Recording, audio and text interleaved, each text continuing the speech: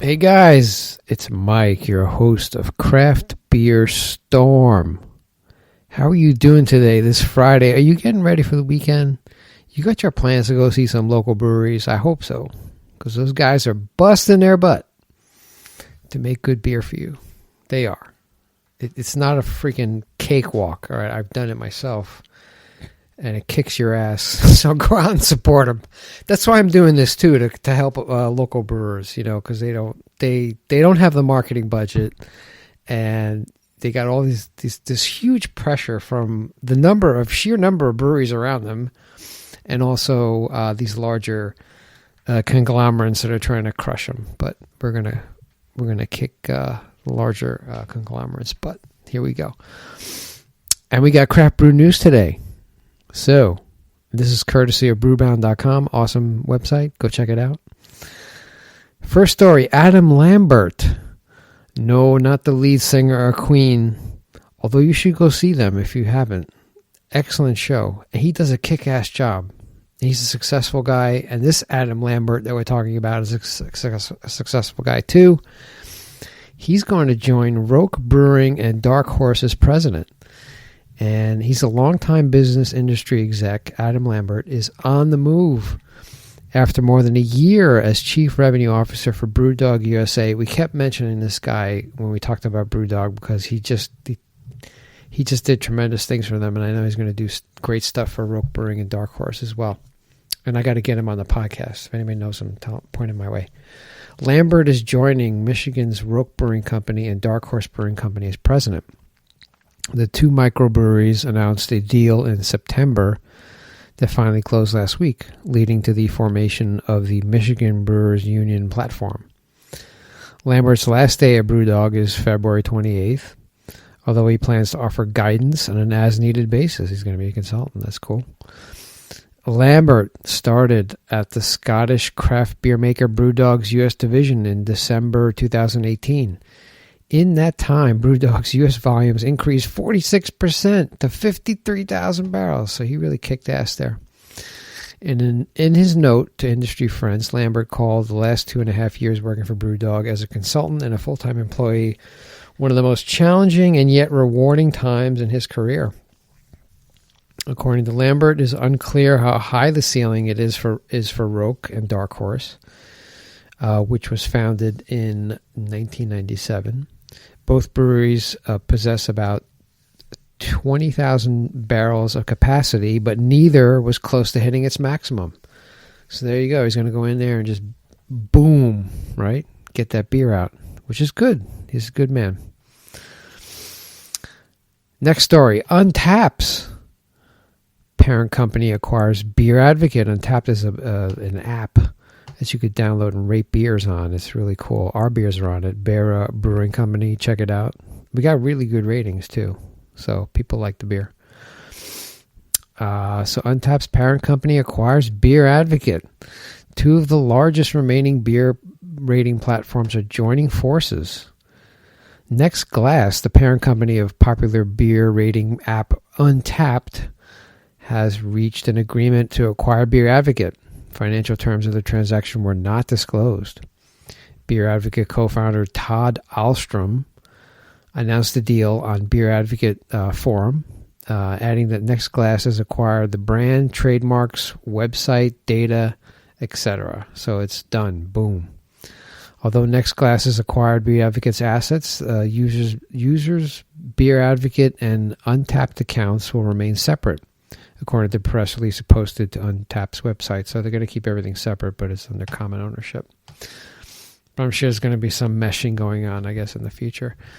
Beer Advocate has derived a large portion of its business from advertising income from the print magazine. But the company scaled back publication frequency from monthly to quarterly in January 2018 and then ceased publication entirely in April 2019. The switch in frequency was not enough to overcome some of the larger trends in the market. And that's the way of magazines. I mean, people aren't looking at magazines anymore. They're looking at their phones, right? Which is a perfect platform for Untappd. And Untappd offers a more broad rating experience for users who check in beers they drink and rate them on a 5-point scale. with the adoption to add flavor descriptors and receive news from breweries and retailers. Now, how did Untappd make their money? Untappd has monetized this platform and data by offering breweries as many as 1.5 million impressions with users per month.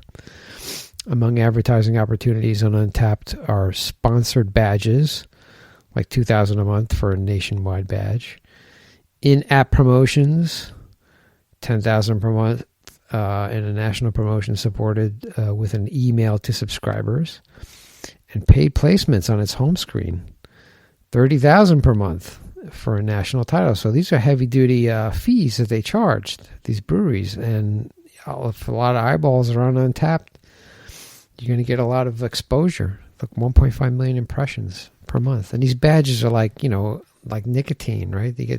You drink a beer, and all of a sudden, boom, like a badge comes up. So people love that stuff. So that's how Untappd makes its money. And I guess it's unfortunate that magazines go out of business, but this is where we are. It's just a natural progression of like humanity and technology, and you don't need print anymore. Although you should read books, you should continue to read. It's good for you. But people would rather look at their phones, stare at their phones. So there you go. Next story: Diageo settles with the SEC. Diageo, a London-based parent company of Guinness, will pay a $5 million fine to settle charges filed by the U.S. Securities and Exchange Commission for pressuring wholesalers to accept more products to boost its shipment numbers, according to Reuters. The company wrote in a press release, Diageo is pleased to have resolved this legacy matter, which relates back to fiscal years 2014 and 2015. Diageo regularly reviews and refines its policies and procedures and is committed to maintaining a robust and transparent disclosure process.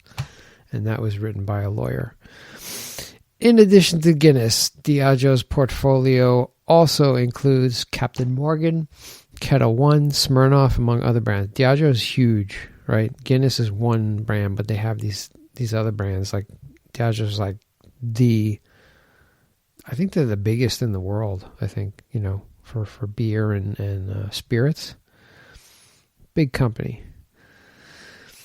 But there you go. SEC got them, and they settled. $5 million. It's pocket change. Last story: Famous Dave's parent company to acquire Granite City Food and Brewery. And Barbecue Holdings, the parent company of the chain restaurant Famous Dave's Barbecue, announced an agreement to purchase Bloomington, Minnesota-based Granite City Food and Brewery, which filed for Chapter 11 bankruptcy in late 2019. Minnetonka, Minnesota-based Barbecue Holdings brands include Famous Dave's Barbecue, Clark Crew Barbecue, Real Famous Barbecue, with 126 locations in 33 states. Granite City, founded in 1999, operates 25 locations, mostly in the Midwest. So it's a lot of locations. In 2018, Granite City ranked 5th in volume among national brewpub chains, despite sales declining 12% to 13,493 barrels across 32 locations, according to trade group the Brewers Association. So there you go. I mean, the fifth largest in volume in the national brewpub chains, and they declare bankruptcy. So you never know with these things. I mean, you could be cranking along, and all of a sudden you get caught, and now somebody else owns them. So that's unfortunate, but I guess it's fortunate for Famous Dave's Barbecue because they're expanding. That's the drama that I have for you today. Those are the news. If you like what we're doing, please go on iTunes, give us a rating, give us a review, subscribe. Please subscribe. Click on those 5 stars. That's the only way we get up in rankings and we get ourselves exposed. And a lot of people are finding out about us, are being ranked and rated in articles. I got people on YouTube saying, hey, I just found you. It's awesome. So it's a good thing, but the only way we can do that is just to get us up in rankings. And that's what we need you for. I do this for you 3 times a week. Monday, we do movers and shakers, brewers, anybody in the craft beer world.